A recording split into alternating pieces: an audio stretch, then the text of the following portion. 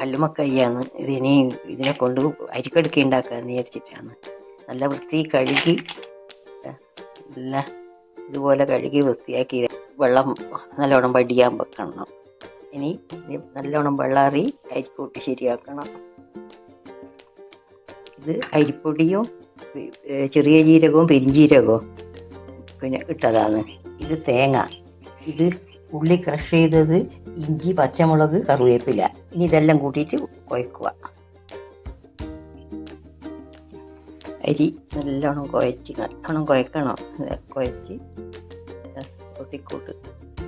ഇനി ഇതിൽ നിറയ്ക്കുക. ഇങ്ങനെ നിറയ്ക്കുക. ഇതെല്ലാം നിറച്ചിട്ട് എല്ലാം ഇങ്ങനെ നിറച്ച് ഇനി ഇത് റൊട്ടിത്തട്ടിൽ വെച്ചിട്ട് പുഴുങ്ങട്ട്. റൊട്ടിത്തട്ടിൽ വെള്ളം വെച്ച് റൊട്ടിത്തട്ട് വെച്ച് ഇനി ഇതിൽ നിരത്തി വെക്കുക. എല്ലാം നിരത്തി വെച്ച് ഇനി പൂട്ടിയിട്ട് ഒരു 20 മിനിറ്റ് ആവിയിൽ വേവിക്കുക. അതിന് ശേഷം പൊരിക്കുക. ഇതെല്ലാം തോട് കളഞ്ഞ് ഇനി മുളക് വരക്കിയിട്ട് പൊരിക്കണം.